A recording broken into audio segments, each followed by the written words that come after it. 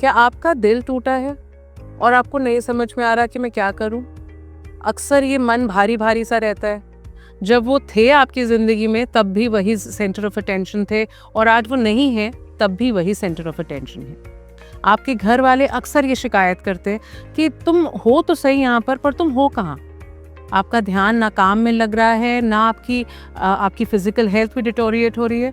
अगर ऐसा हो रहा है then follow this video till the last point and I will give you 10 such steps जिनसे आप इस एपिसोड से बाहर निकल सकते हैं। The first thing is allow yourself to grieve.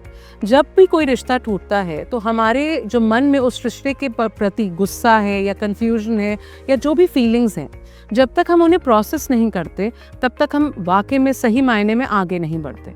अगर आप सही मायने में आगे बढ़ना चाहते हैं then you have to allow yourself to grieve that the end of that relationship. आखिर आपने इतना कुछ उस रिश्ते में दिया है, इतना एनर्जी का एक्सचेंज है, उस चीज़ को समेटने के लिए भी टाइम लगेगा।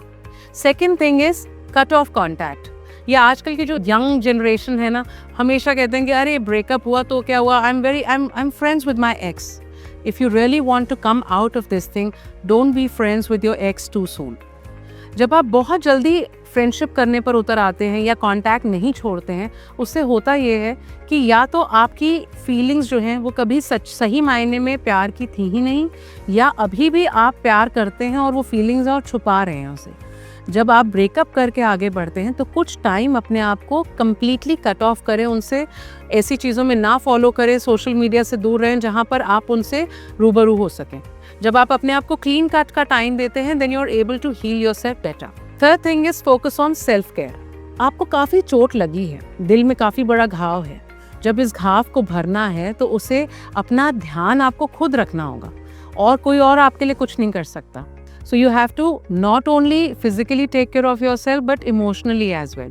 अपने आप का ध्यान रखें, फिजिकली एक्टिव रहें, अपनी एक्सरसाइजेस करें, मूव योरसेल्फ अराउंड। एंडोर्फिन्स अगर रिलीज करने हैं माइंड में, जो कि एक गुड हैप्पी हार्मोन है, वो आपकी मूवमेंट से आएगा।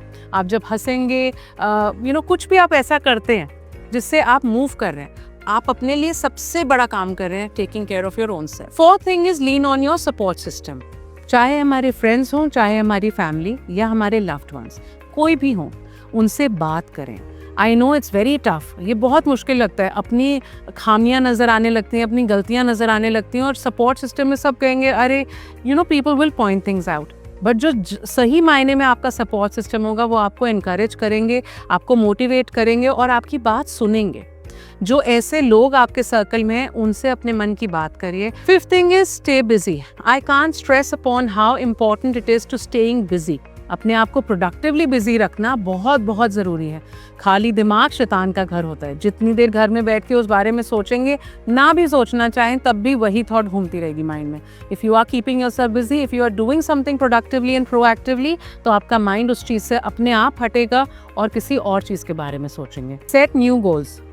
जो हो गया उसे जाने दें, अब आगे बढ़ना है और आगे बढ़ते हुए अपने लिए न्यू गोल सेट करिए। चाहे वो आपकी फिजिकल हेल्थ को लेके हो, चाहे आपकी इमोशनल हेल्थ, मेंटल वेलबींग, आपके कोई न्यू स्किल हो, आपके काम में कोई नया एक गोल सेट करना हो, अपने लिए न्यू गोल सेट करिए। अपने आप को खुद मोटिवेट करिए।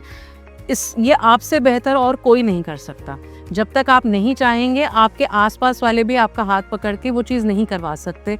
आपको बाहर निकलने के लिए अपने आप को खुद कॉन्स्टेंटली मोटिवेट करना है। 7th point is reflect on your relationship.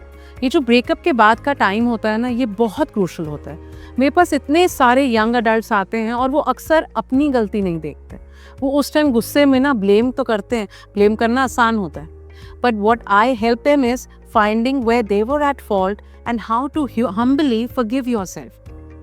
कोई आपको इन्फ्लुएंस कर सकता है, मोटिवेट कर सकता है, डिस्करेज कर सकता है, पर जो वो चॉइस है वो आपकी अपनी है। उस चॉइस के लिए अपने आप को माफ़ करना और उस चीज़ से सीख के जब आप बाहर निकलेंगे तो आपसे बेहतर तराशा हुआ मोती कोई नहीं है। 8th है सीक प्रोफेशनल हेल्प। अगर ओवर थिंकिंग कंट्रोल में नहीं आ रही है, आपका सपोर्ट सिस्टम अच्छा नहीं है, या आप बहुत ज़्यादा डिप्रेस्ड फील कर रहे हैं, एक्चुअली में डिप्रेशन के सारे सिम्टम्स आपको नज़र आ रहे हैं, इंसोम्निया है और बहुत ज़्यादा एक मन में हरारत है, लिस्टलेसनेस लग रही है, जिन चीज़ों का बहुत मन करता था वो अब आपको बिल्कुल अच्छी नहीं लग रही। अगर ये चीज़ें बहुत ज़्यादा रह रही हैं देन सीक प्रोफेशनल हेल्प। आपको थेरेपिस्ट, काउंसलर्स आपको ऐसी टेक्निक्स और ऐसे टूल्स दे सकते हैं जिनसे आप इस चीज़ से इस दौरान बाहर निकल सकते हैं। You can get in touch with me and my team and we'll help you come out of this 100%. Ninth is practice self-compassion. ये बहुत ज़रूरी चीज़ है। अगर आपके किसी दोस्त का हार्ट ब्रेक होता है तो आप उसे कैसे इनकरेज करते हैं? बस आपने अपने साथ वही करना है। Remember, compassion takes you a long way.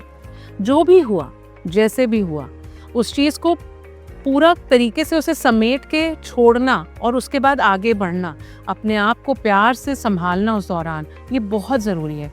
इस दौरान स्पाइरल डाउन करना बहुत आसान होता है। People often get into substance abuse क्योंकि भुलाने का और भागने का escapism ये बहुत ट्रेंड कल्चर है।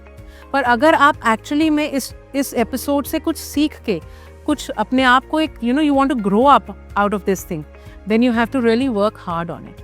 You have to practice self-compassion. And the last and the most important thing is staying positive. जो हुआ, जो भी हुआ, ये टाइम बहुत बड़ा हीलर है। आज अगर टफ लग भी रहा है तो कल ये सब चीज़ें सिमट जाएंगी। You will come out of this beautifully and very happy and healthy.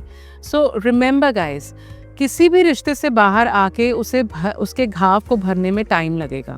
You have to be patient with your self, you have to be consistent with your self. रोज़ स्टेप लेना है अपनी रिकवरी के टुवर्ड्स, अपने आप को उस चीज़ से बाहर लाने के लिए थोड़ा तो एफर्ट करना पड़ेगा। And do subscribe my channel for all kinds of relationship advice. Take care.